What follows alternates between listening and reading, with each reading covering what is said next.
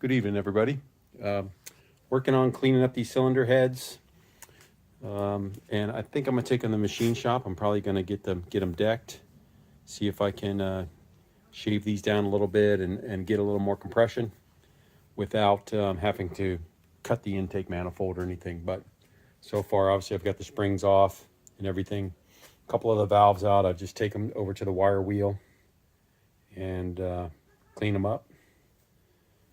But one thing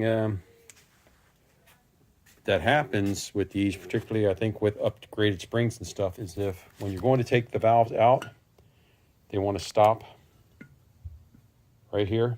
And a lot of times from the keepers and the locks will create a little ledge right there. So you got to take a file and file the little edge on that top groove, and then the valve will come out. So anyway, that's what this is here for. And I've just, once I get them apart and clean everything up, clean in here with the Scotch-Brite and everything, and of course we'll go back. I ran out of brake clean, so I'm just using the Scotch-Brite for tonight. And then actually, once I get this all apart, I'll probably just put it in the tank and do what I can with that. But final will be the brake clean. And then, but I'm probably going to take it to the machine shop and have this surfaced. Maybe try to remove, get the chambers a little smaller and help the compression. But just wanted to get these apart and show you the little tip here that you'll feel the little ledge right here, and obviously you'll see that the valve doesn't want to go through. So you certainly don't want to force it through and tear up your guides. So you take the file and just work the edge there on this burr until it comes out, and then I just go take it over and clean them up on the wire wheel there. So that's what I got going on for tonight. One other thing, these are the Trickflow. These are the 170 cc's, the original, not the original, but the Twisted Wedges that you can get nowadays. These are the 58 cc chambers and the 170s. But I had these ported by Big Dogs Porting, and I went ahead and I got I made a little plate so I could CC the runners. And of course, so I just picked this up on Amazon and got a sheet of acrylic, and obviously drill a little hole there, and you got a little eyedropper for the final little bit. But when I measured the runners here, these aren't hogged out or anything. They came in right at 180 cc's, so they're just a little bigger than stock. They're open to a 1262 gasket.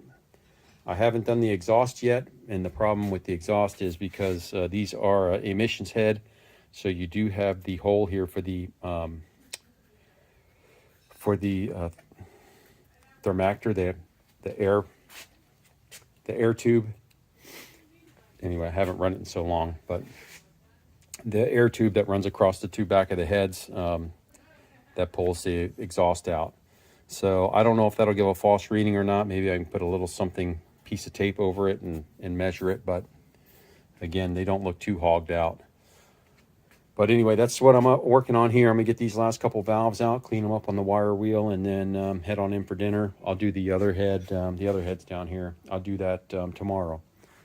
But so far, I just wanted to let everybody know what was going on here. And don't get too concerned if your valves do this. It's from the locks, creating a little burr on the valve stem there. So just take your file, and probably works best is to hold the valve like this and spin it and lay the file on top, and then just keep trying to take it out, and eventually you get to the point where it'll just slide right out. So that's my little tip.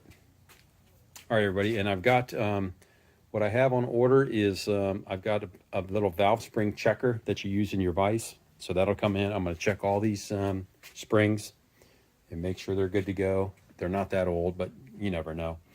And one reason is that doing some research, sometimes on your valve tips, if it looks like you're getting this star pattern, and you see a lot of these have that on there. Of course, I've run many different setups with these same valves.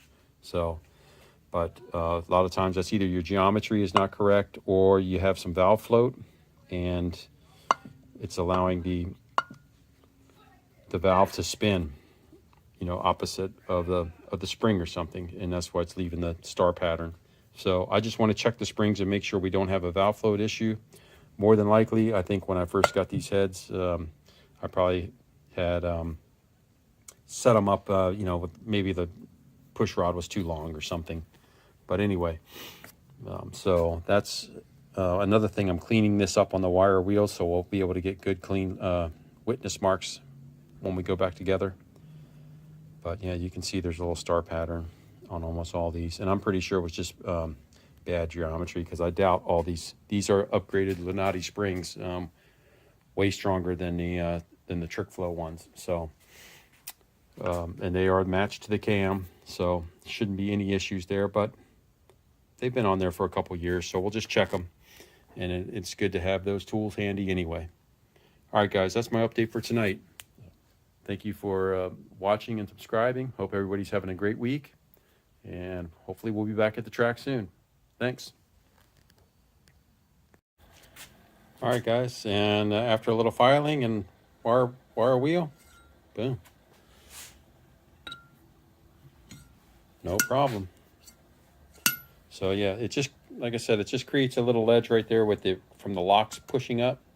So you got to sand it down a little bit. Just keep going and until it's not stuck on the edge anymore. And it'll pop it out, go clean it up on the wheel, and you got practically a brand new valve.